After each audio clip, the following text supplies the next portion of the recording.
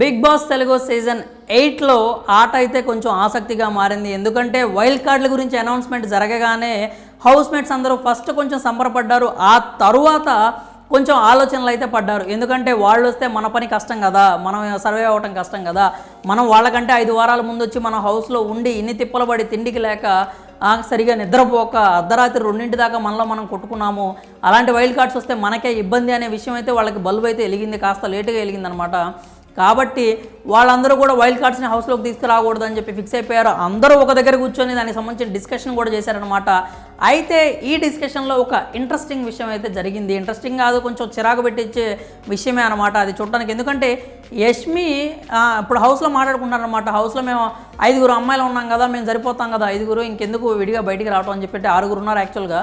మేము సరిపోతాం కదా, ఇంకా బయట నుంచి ఎవరు రావాల్సిన అవసరం లేదని మాట్లాడుకుంటూ ఉంటే అబ్బాయిల టాపిక్ రాగానే అబ్బాయిలు 5 4 అని చెప్పి అంకెల్ చెప్పుకుంటున్నప్పుడు అక్కడ అంటే నాగమణి కంటే వీళ్ళందరూ కొంచెం దూరంగా వెళ్ళి కూర్చొని ఉన్నాడు అనమాట. లాన్లో కొంచెం దూరంగా కూర్చుంటే నాగమణి కంటే ఉన్నాడు కదా అంటే నో అతను ఆ లిస్టులోకి రాడు అని చెప్పి యష్మి అనింది. నిజంగా చాలా అంటే చాలా చీప్ కామెంట్ లాగా అనిపించింది అది. ఎందుకంటే ఒక నేషనల్ టెలివిజన్లో ఒక వ్యక్తి గురించి, అదే మనం ఏదో చిన్నప్పుడు హై స్కూల్లో ఉన్నప్పుడు మన పక్కోడితో దోస్తులతో మాట్లాడుకున్నంత ఇదిగా ఒక అతను మగాళ్ళ కేటగిరీలోకి రాళ్లే అని చెప్పి మాట్లాడటం అనేది నిజంగా చాలా అంటే చాలా చీప్గా అనిపించింది అనమాట.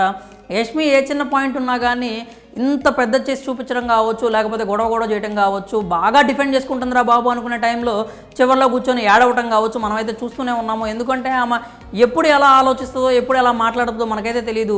ఆమె క్లియర్ కట్గా పాయింట్ పెట్టిన తర్వాత కూడా అంటే నేను ఏదో అనుకోకుండా అనేసానులే అంటే ఆ మాటకి నాగమణి కంటే సీరియస్ అయ్యాడు. అనింది ఎవరైనా కావచ్చు, లిమిట్స్ ఉంటాయి, బౌండరీస్ ఉంటాయి, మీ బౌండరీని మీరు క్రాస్ చేయొద్దు, మీ ఇష్టానికి మీరు మాట్లాడితే నేనైతే ఊరుకోను. ఎవరైనా కావచ్చు అనింది, మీరు మాత్రం అలాంటి కామెంట్స్ చేయొద్దు. అది ఎవరి గురించైనా కావచ్చు, నాట్ ఓన్లీ నా గురించి కాదు, ఎవరి గురించైనా కావచ్చు, అలాంటి కామెంట్స్ అయితే చేయడం కరెక్ట్ కాదు, అలాంటివి చేయొద్దు అని చెప్పి చాలా గట్టిగానే చెప్పాడు. అది ఎవరైనా కానీ నేను ఊరుకోను అని చెప్పాడు. అయితే ఆ మూమెంట్లో నిజంగా ఎవరైనా కానీ రియలైజ్ అవ్వాలి, అరే నిజమే కదా నేను ఒక మాట అనేసి అతన్ని బాధ పెట్టానే అని రియలైజ్ అయ్యి అతనికి సారీ చెప్పడం వేరు. కానీ యష్మి ఎక్కడా కూడా రియలైజేషన్ కనపడలేదు. నేను అంటాను అన్నట్లు అనే ధోరణిలోనే ఉంది. కానీ అరే నేను పొరపాటున నాగమణి కంట నీ మాట అన్నానే, అలా అనకూడదే, అది తప్పు కదా అనేటువంటి రియలైజేషన్ అయితే ఆమెలో ఎక్కడా కనపడలేదు. 2 వారాల నుంచి నాగమణి కంట మీద ఎంత గ్రడ్జ్ పెట్టుకుందో మనం చూసామన్నమాట. లాస్ట్ వీక్ నుంచి నా నామినేషన్స్ అన్నీ నీకే ఉంటాయి అని చెప్పింది. అలాగే రీసెంట్గా నామినేషన్స్లో కూడా పెట్టింది. అతను ఏం మాట్లాడినా, ఏ టాపిక్ వచ్చినా, క్లాన్లో నుంచి ఒకరిని తీసి పక్కన పెట్టాలన్నా, లేకపోతే ఎవరినన్నా నామినేషన్ చేయాల్సి వచ్చినా కానీ, ఒక వ్యక్తిని పనిష్ చేయాల్సి వచ్చినా కానీ ఆమెకి నాగమణి కంట తప్పితే హౌస్లో ఎవరు కనిపించట్లేదు. అతని మీద అంత గ్రడ్జ్ ఎందుకు పెట్టుకుంటుందో అర్థం కావట్లేదు. ఏమన్నా అంటేనేమో యూ బ్రోక్ మై హార్ట్, ఈ ఒక డైలాగ్ ఒకటి బాగా రిపీట్ చేస్తున్నారనమాట. సోనియా కూడా మొన్న నిఖిల్తో మాట్లాడుతా అదే అనింది, literally you broke my heart అంట. ఏందో ఇలా హార్ట్లు బ్రేక్ అవ్వటం ఏమో కానీ నాగమణి కంట అని పర్సనల్గా టార్గెట్ చేయడం వల్ల యష్మికి ఒరిగేది ఏమీ లేదు. ఆమె గ్రాఫ్ను ఆమె తగ్గించుకొని నాగమణి కంటని ముందుకు తీసుకెళ్ళడం తప్పితే ఇంకొకటి లేదు. అతని మగతనం గురించి చేసినటువంటి కామెంట్ అయితే క్లియర్ కట్గా తప్పు. అక్కడ యష్మి నోరు జారింది. ఈ విషయం గురించి ఖచ్చితంగా నాగార్జున గారు కూడా అడ్రస్ చేయాల్సి ఉంటుంది. అలాంటి మాటలు మాట్లాడద్దు అని. ఇప్పుడు ఎట్లయితే విష్ణుప్రియ కనుక పుణ్యస్త్రీ అని పతివ్రత అన్నప్పుడు నాగార్జున గారు ఎట్లయితే వీకెండ్లో చెప్పి ఆమెకి క్లాస్ బీకారో, అలాగే యష్మికి కూడా నాగమణి కంట ఆ విషయంలో ఖచ్చితంగా క్లాస్ పీకాల్సిన అవసరం ఉంది.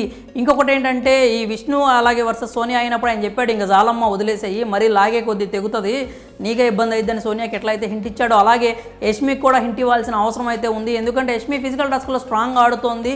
సోనియా లాంటి ఒక మెంటల్లీ స్ట్రాంగ్ ఉన్న ఒక కంటెస్టెంట్ని ఆమె టఫ్ ఫైట్ ఇస్తోంది. కాబట్టి యష్మి హౌస్లో ఉంటే ఆట ఇంకా బాగుంటుంది. హౌస్లో ఆమె కొనసాగాలి అంటే నాగమణి కంటాన్ని కొంచెం ఆయన ఆడుకొనిస్తే బాగుంటుంది. యష్మి నిజంగా దిగజారుడు కామెంట్స్ అయితే చేసింది, దాంట్లో ఎలాంటి డౌట్ లేదు. పర్సనల్గా గ్రడ్జ్ పెట్టుకొని అతను టార్గెట్ చేసి మాట్లాడుతోంది.